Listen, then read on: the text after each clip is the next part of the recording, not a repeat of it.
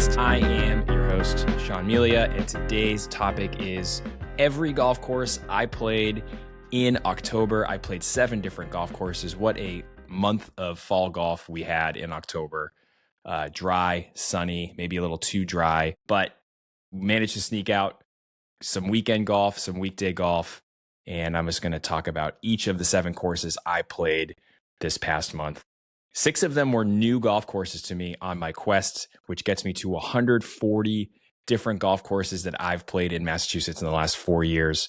And one of these golf courses was a revisit, one of my favorites in the entire state.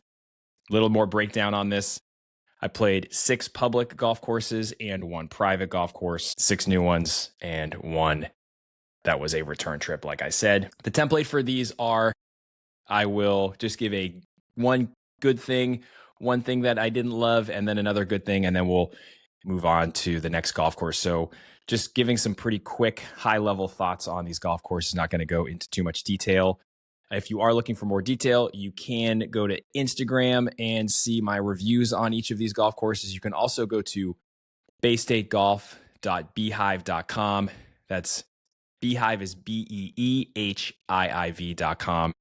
So baystategolf.beehiiv.com, and you can read my reviews there. Subscribers to the newsletter get some more information, some additional thoughts that kind of go beyond the Instagram caption limit that I have to work around when I write on Instagram, and I'm able to give some more context to some of the photos and some of the holes, and maybe just a story or something from the round, just to add a little bit to those. Want to be a supporter or a founder of my newsletter and pay for the premium subscription, you'll get additional views. You also get early access to my reviews of all the golf courses. So let's get into it. Let's start with the first round I played in October, a return trip, my 3rd trip to Taconic since 2020, a golf course that I absolutely adore, one of my favorites in the state, a place I tell everyone to go play. I played it on October 5th, a wonderful Saturday morning. We went out to Taconic in Williamstown for a concert that my brother's band played at Tourists, which is a kind of little hotel in North Adams, right across the street from the airport and right down the road from Taconic. When we do that trip and we go see my brother play, or we just go to Williamstown, I always try to make a point to play Taconic. Taconic costs $180 to play if you are an unaccompanied guest. It is semi-private. You can call the pro shop 5 days in advance to make a tee time. You're probably going to get an afternoon tee time if you are not a member of the golf course. If you know a member or you know someone who's affiliated with Williams, the prices start to go down. I believe it's $60 or $70 if you play with a member. An incredible deal. And I have befriended a member who is always kind enough to join me for rounds when I play Taconic. So I get to play it for a little bit cheaper, which I'm also grateful for. But it's worth the price. It's worth the trip. Was in awesome shape.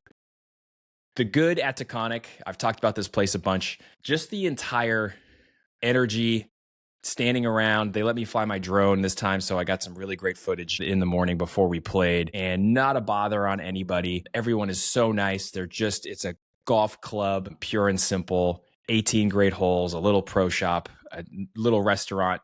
The first time I played it in 2020, my wife and I kind of sat on the patio and had lunch. We were there in May for the NESCAC Women's Championship in golf to watch a friend's daughter play, and they let us bring our dog and hang out on the patio. Just a very low-key, relaxed place that just is a wonderful way to kind of feel like you're not walking on eggshells, and as a person who's not a member. So just a really great place as far as just the vibe and the energy hanging out there. One thing that has been kind of brought to my attention by I was lucky enough to play a round of golf this summer at the Mass Publix with Cobb Carlson, Cobb is a Donald Ross historian. He has a documentary that he released about 10 years ago. And we were talking about Taconic, and he said something that kind of has just buried its way into the back of my head a little bit about the golf course.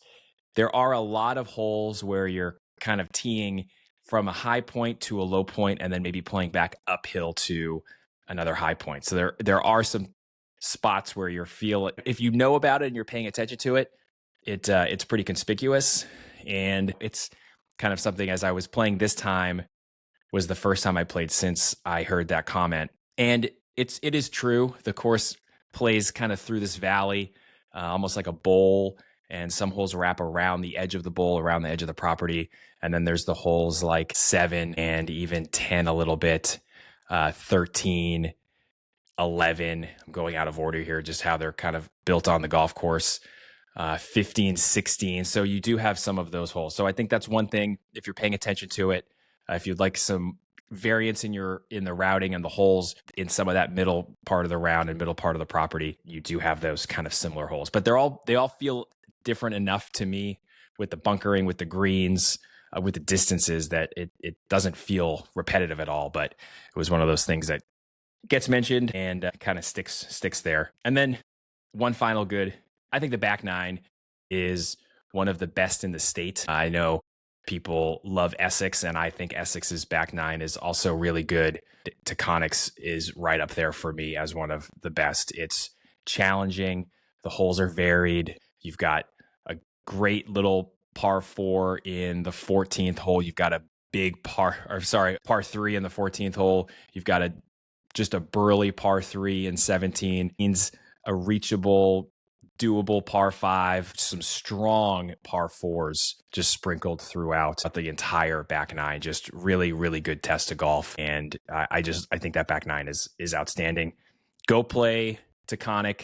Put it on your short list for next year. I know we're now in November, so the season is shrinking very quickly, especially when you consider that course is way out in Western Mass, and the weather just gets a little colder, a little faster out in the mountains of the Berkshires.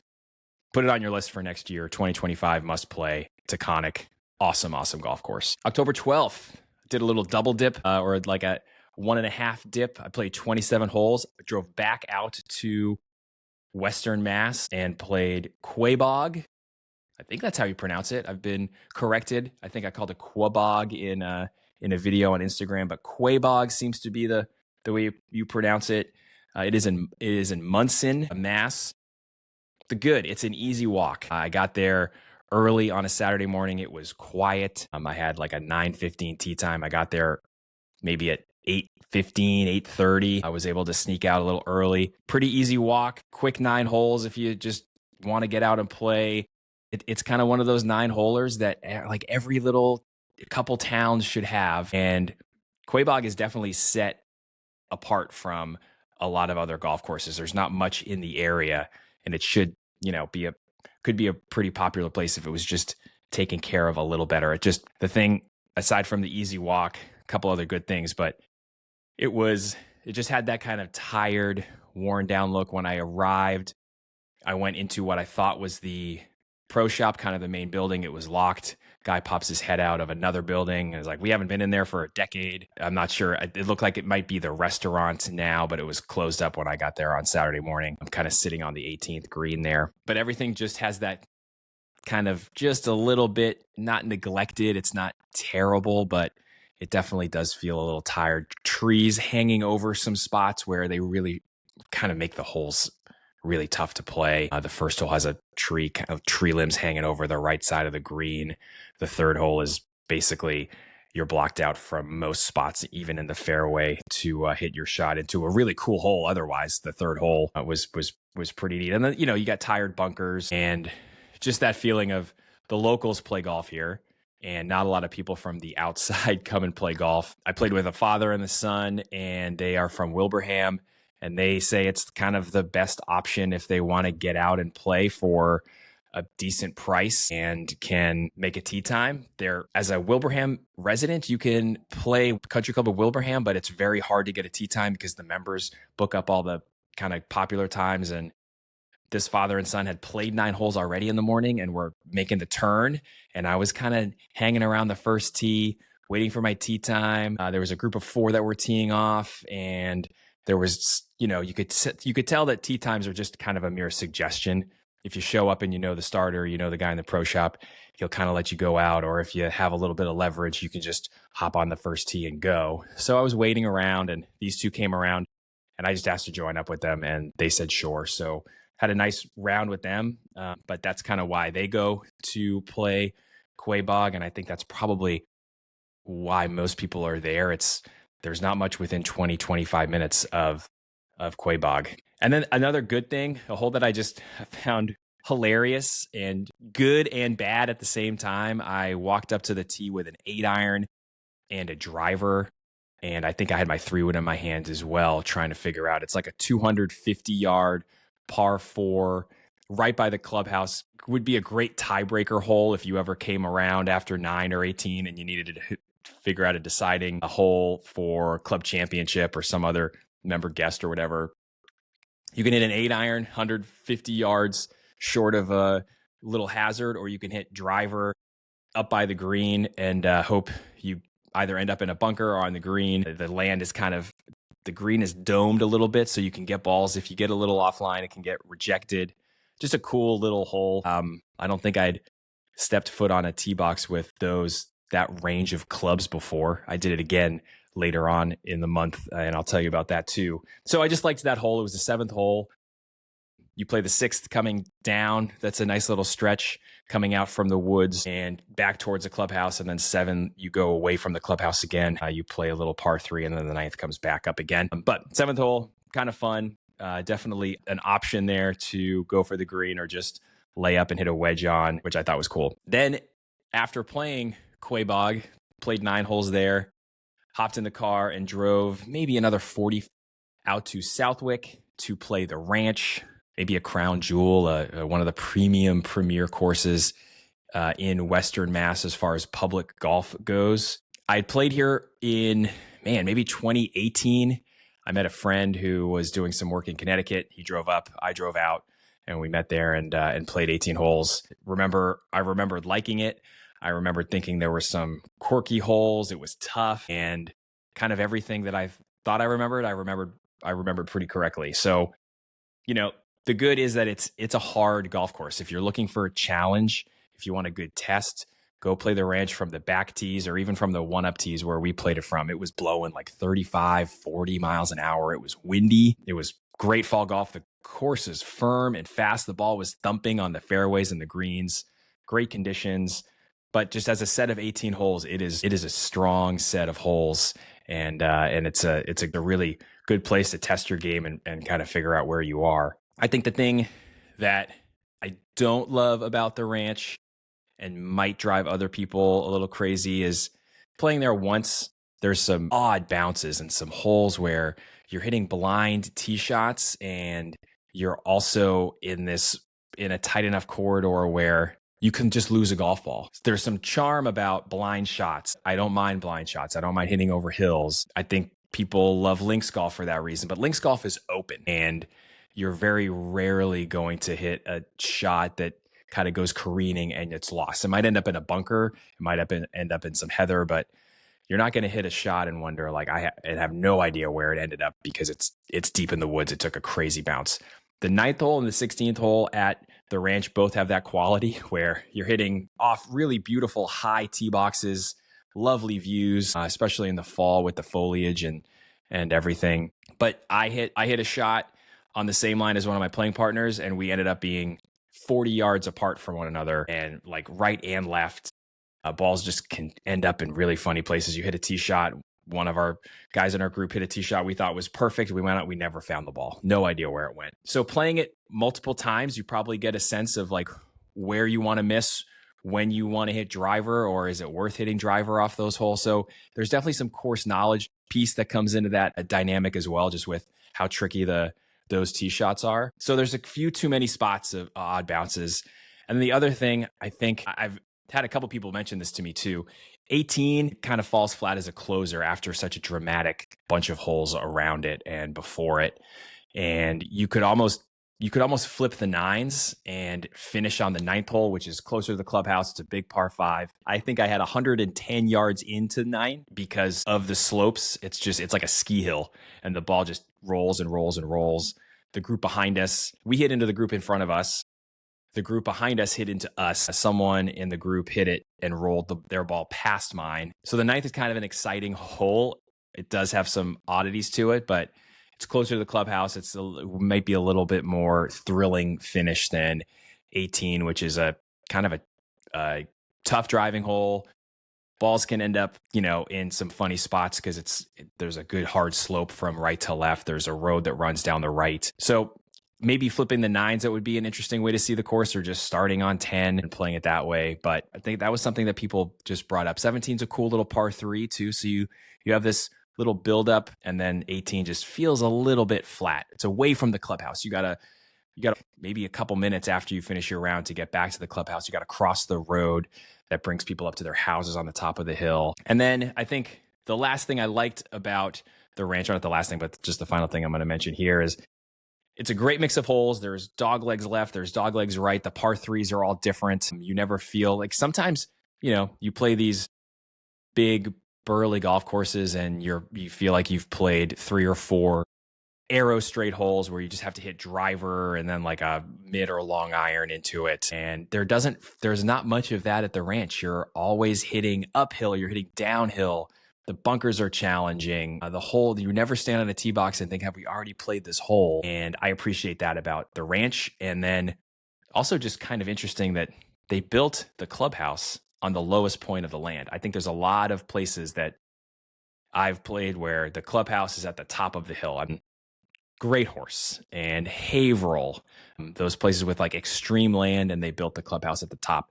This is different. The clubhouse is on the bottom, and you kind of climb your way up during the round and then back down towards the clubhouse, basically on 9 and 16 to get back to that lower part of the land, which I thought was kind of an interesting piece of the choice that they made. Maybe they had to make that choice because they built houses up on the top of the hill, but just a interesting little different way of thinking about the golf course and where the clubhouse could be. Plenty of places would have you drive all the way up that hill, park your car, play golf at the top, play down, and then come back up. So kind of appreciate that. It's a little bit of a different way of doing it. Then on Wednesday, after interviewing Sean Toland from Golf Trip Guys on this podcast, go listen to that one too. We went and played 9 holes at Furnace Brook. This is another course I'm returning to. I guess I misspoke at the beginning. I've played 5 new courses and 2 returns. Furnace Brook is a 9-holer. It is in Quincy, North Quincy, and they're doing a bunch of work right now. They've completely raised the clubhouse and are rebuilding it. Looks like they're going to have a big patio, a golf course that is, like I just said, at the top of a hill, and then you play down, and then you kind of climb your way back up a couple times back towards the clubhouse. Looks like they're kind of going for the weather vane energy, where you show up, you play 9 holes, and if you feel like you played 9 holes and you've got a little extra time but not enough to play 18, you're going to stick around and maybe have a beer, maybe have dinner. And a 9-hole round and dinner is still shorter than 18 holes. That's kind of the weather vane, what they've done. They've created this cool little spot where you can hang out outside, watch people play the 9th hole, have a beer, have a burger, and still be home in a reasonable amount of time. So that seems like what they're doing. They're just trying to capture people a little bit for a little bit longer. I like Furnace Brook as a 9-hole golf course. I played a few 9-holers this month. I think I love the 2nd and 3rd holes. The 3rd hole is one of my favorites. I think on my composite course last year, when I actually checked off a Furnace Brook, it was one of those. It was on that list. It was my 3rd hole. Just really good holes. The green on 2 is really good. The approach shot is tough. And I wish the 3rd hole, my one kind of complaint is that the fairway kind of tumbles down, and instead of having it as fairway, it's rough. So if you hit your tee shot too far, you're kind of on downslope and rough, and then the fairway continues. There's a little pocket of fairway before you go back uphill to the green. Wish that was all fairway, but otherwise, really like those 2 holes. The closing stretch is funny, just as far as like things I don't love. 7 is a bananas hole, because if you play it during the school hours, which we did on Wednesday afternoon, you have to walk a good way from the 6th green to basically the fairway of the 7th hole to play it as a par 3, because the tee box is too close to the school. And if you get someone who hits a rope hook or a lefty who hits a slice, you could pick off a kid. I mean, the playground is huge. We were playing during recess and there are kids everywhere. So it makes complete sense, but it just kind of makes for a funny the round kind of slows down after the first 6 when you're walking from tee to green really quickly, short holes, kind of easy to get around. And then the walk from 6 to 7, even if it's just from the 6th green to the 7th tee, you're walking to this new piece of land for 7, 8, 9. Just kind of slows things down a little bit. Kind of a funky little dogleg right. It looks like from the last time I played it to this time, they opened up a little bit of space. Maybe that was just fall and not having as many leaves on the trees, but that's kind of a funky hole. And then 9 is a tough hole to finish on, and we'll have a cool setting on the green with the patio being built right next to it. But just another kind of funky tee shot, and just doesn't. It's probably of those 3, it's probably the best of the 7, 8, 9 closers, but just kind of a funny little, like 1, 2, 3, 4, 5, 6 are pretty good and fun to play.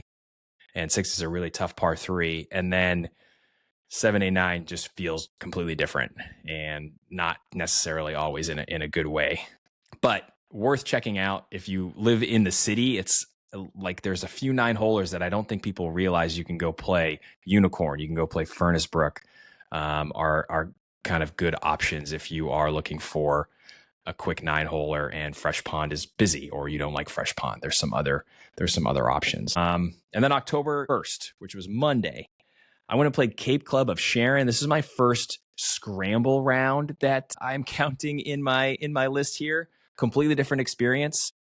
Put a poll up on Instagram because in my gut, I showed up thinking I was playing my own ball. It was a fundraiser or a Jimmy Fund kind of thank you for fundraising, kind of a great event.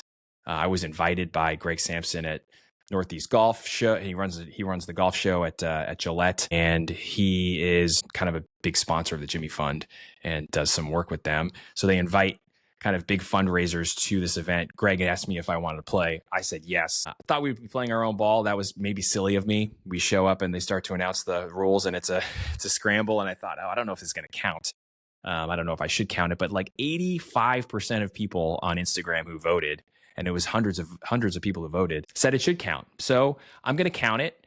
It's one of those places I think I'll go back to. I know some members, and I can go play my own ball from the proper tee box where I'm not hitting driver over crazy lines over trees and trying to cut dog legs and from the white tees. So, my experience with it feels different because it's a scramble. But people say, you saw the golf course. In some respects, I saw the golf course the way it was intended to be played, because we played pretty well and we were in the fairway for most of the day. We had birdie putts all day. And that's, for me, the first good thing. I thought the greens were solid. They were pretty big, had a bunch of different tiers, different slopes. We were in some spots where we had good looks from 15 to 20 feet, and we made some, and then some we couldn't quite get a read on, or we'd hit it one putt and it would be different than the read. And we'd kind of have some debates. So the greens for that it was kind of fun to see them from the perspective of watching 4 putts from the same spot and 4 pretty good players trying to make them. It was a kind of a different, interesting way to see the greens. I thought they were good. The green surrounds were pretty solid. We weren't chipping a lot. We might have been chipping on the first hole only, which is a par 5, and we were just off the edge of the green in 2. We shot 61. 60 was the winning score, which is also bananas. So we had a lot of birdie putts. We made 3 eagles on 3 of the par 5s. So I did like the greens. They were solid. They weren't super fast either, which I appreciated. As I've said before, I don't think we need greens to be fast just for the sake of being fast. I think for me, the thing that left me wanting more from Cape Club Sharon is it didn't feel like it had a ton of character. The foliage added to the visuals of the place, but I was trying to picture what it might look like in a lush July or August when everything is green. Everything feels like it would be one color or white bunkers. Just kind of had that it didn't, not much texture to the place. Again, the foliage was stunning when we were there. But that's a 4-week kind of thing, maybe 6-week thing. And it's a little bit different than the interest of the golf course, but it didn't have like a ton of character. And then there was construction going on and hammering, and they're building new houses. They've got houses that line kind of close to 17, close to 18, and then they're building some. They had to move a green, so the 13th hole, which is a par 3, that's kind of in the middle of the golf course and close to the clubhouse. They shortened the hole, built a new green, and are building, it looked like 2 foundations were being put into place very close to the clubhouse, very close to the chipping green, right behind the 13th hole. Like it would be a fishbowl of a house to live in. Accessing it, you've got to drive through the parking lot. Not a place I would necessarily want to live, and definitely going to change the dynamics of that set of holes.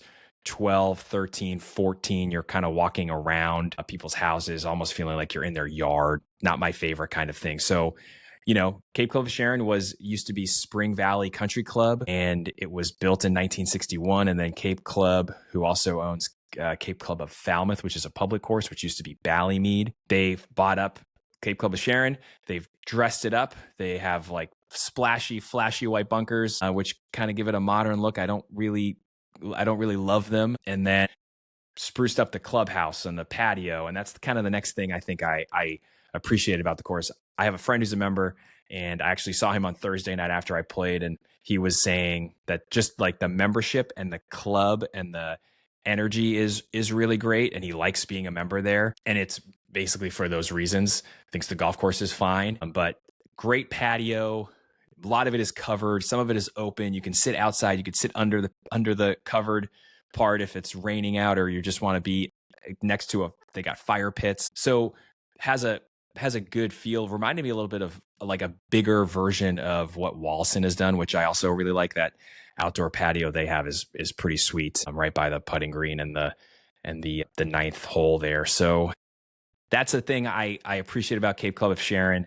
The golf course is fine. It didn't blow me away. I'm trying to figure out if I was kind of not blown away because of how we played it, and I'm not sure it is. I think I could go play, a Myopia or a Taconic or an Essex from white tee boxes in a scramble and feel a little bit more juice from the experience than I did from the Cape Club of Sharon. But place was in great shape. Some good holes. The 2nd hole and the 12th hole were probably the 2 for me that were standouts. The par 5s are pretty good. The 17th is bananas. We were driving it over the parking lot from the white tees to cut off a bunch of it. We wouldn't do that from the back tees, but just kind of a funky hole in general. But the other par 5s were good. Streams running across, so you got to kind of keep track of your golf ball a little bit and what your yardages are off the tee or your layups on those par 5s. So there's some strategy in there. I just didn't get to really see it or experience it. I just kind of got to see it from the perspective of a scramble and from the white tees. So a place I would like to go back to. And then the scramble part, I think if I had like 10 or 15 golf courses at the end of this quest of trying to play every course, if I played 10 or 15 scrambles, I would feel like the quest was incomplete. I'm hoping to get back at some point and play Cape Club of Sharon and get some new thoughts and see it again, maybe see it with those houses built and see if my assumptions are correct in just feeling like that's going to make the place feel just a little bit more sterile and funny. But I think if I had that many scrambles checked off, I don't think I will, but it would feel incomplete. But maybe 1, maybe 2. And in the next few years, trying to get back and play Cape Club of Sharon again, that's a possibility. So it counts for now. And then but someone even said it's like a half round, and I'll play it again to complete the round. But it is course 138 on the quest as far as this goes. And then course 139, I went to Hillview Golf Club on a foggy morning. First group off. I called the day before and just said I was hoping to get out in the morning as a single. And they said, just come on down and we'll figure something out. So I got there at 7:30 and I played with Timmy and Timmy and Joe. And Tim was a starter. So we teed off at 8 in the fog, and we finished, and he went and did his job as a starter for the rest of the day. He played 9 holes and then stopped playing, and I got to play the back 9 by myself. Just like the first thing I liked about Hillview, I had been there before the summer. I went with the intention of playing the golf course and could only play the back 9 because of a men's league in the afternoon. Just a kind of a really solid neighborhood golf course. I found the staff really nice. Maybe people have had different experiences, but like being able to just walk in, hop out, play 18 holes, really not a bother on anybody. Didn't feel like an outsider. Didn't feel like there was some underpinnings of like, who's this guy who's getting to go out first with these as a 3. So I really did like that. Got just a little bit of charm. I didn't love the first 5 holes.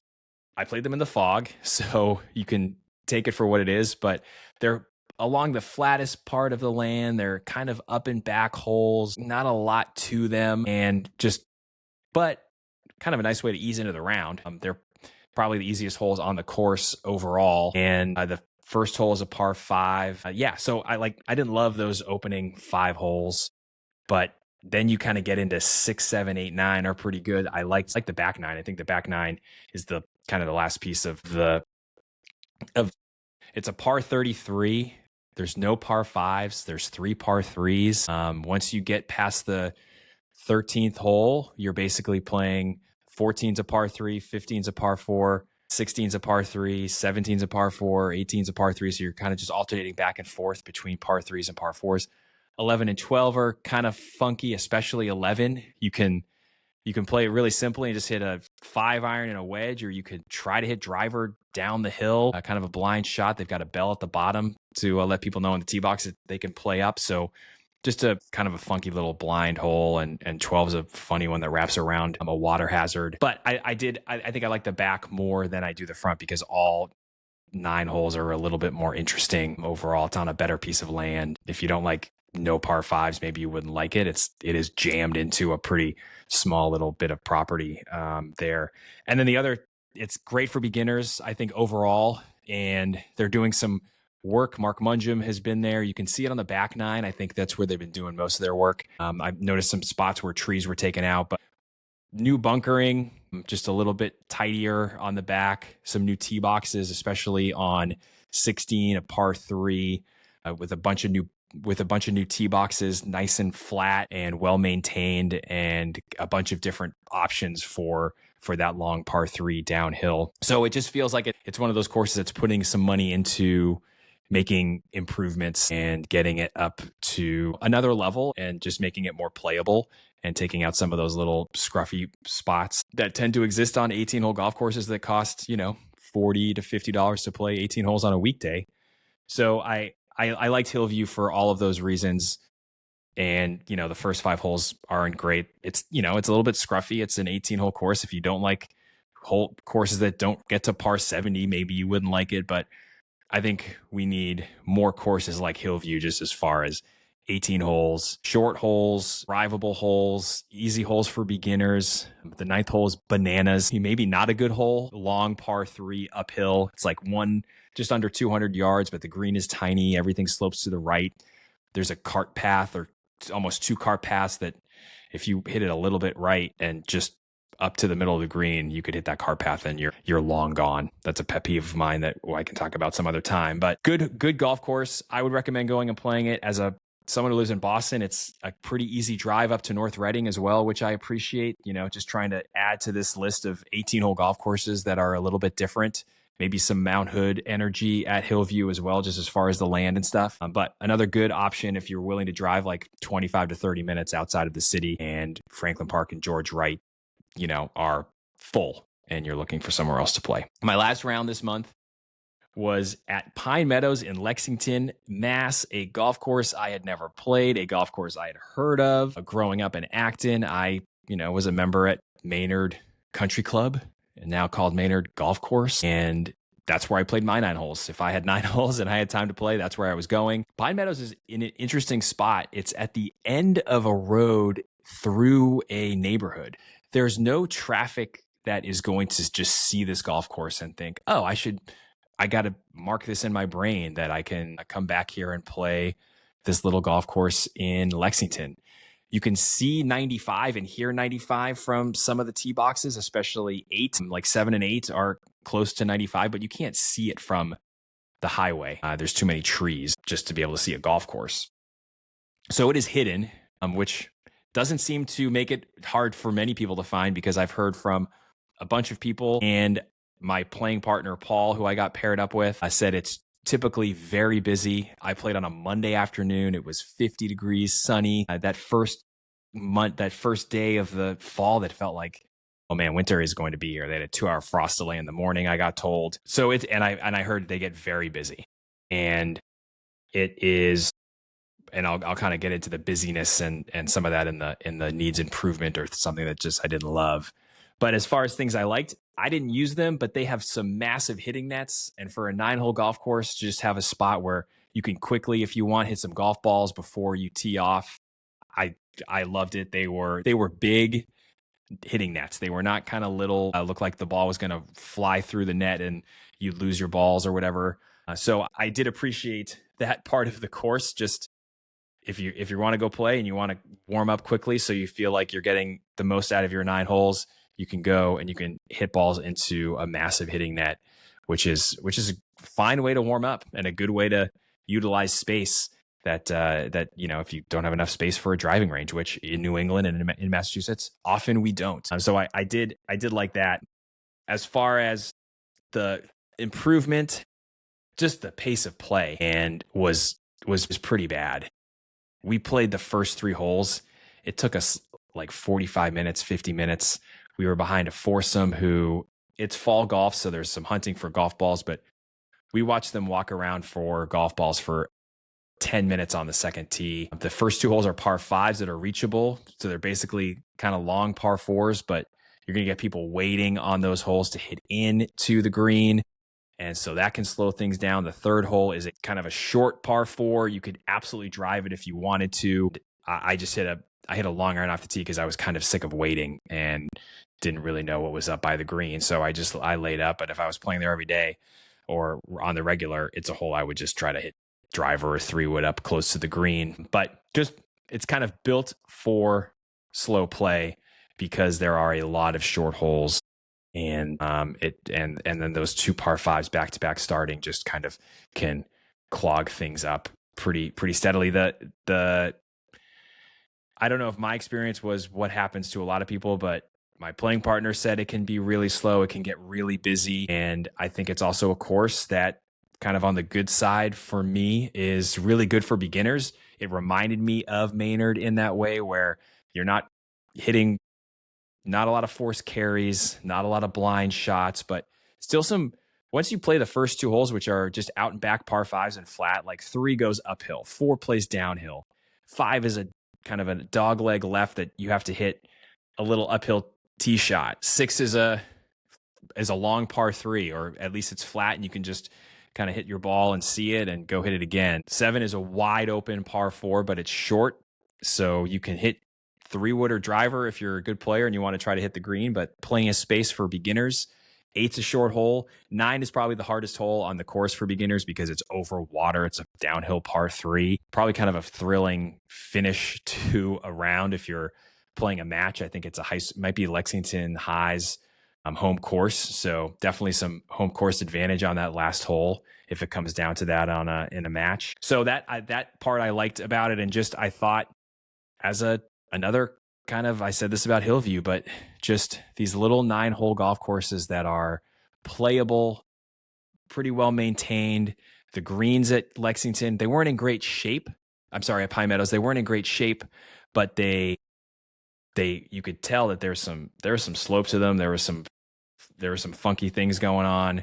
The 8th green has a huge slope, big tier on it. I'm sure good players have holed out for eagle there, using that back slope to roll the ball into the hole. So I think that's the piece for me. Just more of these good 9-hole golf courses that anyone can play. I wish they were a little bit faster to get around, but also, like, if you're a beginner, you're almost better off being at a place that's slow. I don't think beginners are necessarily slow golfers because they are so concerned about playing quickly. They're willing to pick their golf ball up. It's the guys who are grinding and hunting for golf balls that usually slow things down. So if you are comfortable as a beginner, kind of being surrounded by people and understanding that, like, it's going to be a slow round, but you're not the reason that the round is slow, Pine Meadows might be a good spot to go play and check out, because it's definitely, you're going to either going to be slow or it's going to be empty, and you can kind of play at your own pace and enjoy it. I think Unicorn has the same quality. Unicorn is just a little bit more like, people are going to be in your fairway and on your hole a lot. Not really the case at Pine Meadows because the holes are kind of set apart from one another. The routing is a little bit more, is probably better than Unicorn in that way. The holes aren't kind of up and back where people are just all over the place and slowing you down. But that's kind of, maybe that's the perk of slow play for beginners is if you're a beginner and you're not the reason the slow play is going on, go enjoy it, go play, go pick up your ball after you hit the ball 5 times, throw it on the green, hit your putts, and then go wait to hit your next shot on the next hole. Maybe a plus for beginners that I never really thought about as far as slow play, because I really don't think beginner golfers are the issue with slow play. I think it's a whole different reason that slow play happens. It's the guys who are waiting on the first and second hole from 215, 220 yards to hit the green at Pine Meadows on those first 2 par 5s who then can't, and then it kind of backs everything up, and then they wait for the green to clear on 3 and they hit it somewhere off the planet, and that becomes more slow play. So that's, I think, more of the issue. So that's a long-winded thought about just beginners and slow play, but I think it just occurred to me that might be a thing. So let's just quickly, here are the 7 golf courses. Once again, I played Taconic, one of the best in the state. Go play it, go check it out. It's just a stunning place. Laid back, you can play it. You can call the pro shop 5 days in advance and play Taconic Golf Course in Williamstown. Then I played Quaboag in Munson. I played the Ranch in Southwick. I played Furnace Brook in North Quincy. I played the Cape Club of Sharon in Sharon, Mass. I played Hillview Golf Course in North Reading. And then to wrap up my October, I played Pine Meadows in Lexington, Mass. That is 7 courses, 5 new courses on the quest, gets me to 140 courses overall thus far since 2020. That's it for today's podcast. Thanks so much for listening. These podcasts are also on YouTube if you'd like to see clips of the golf courses.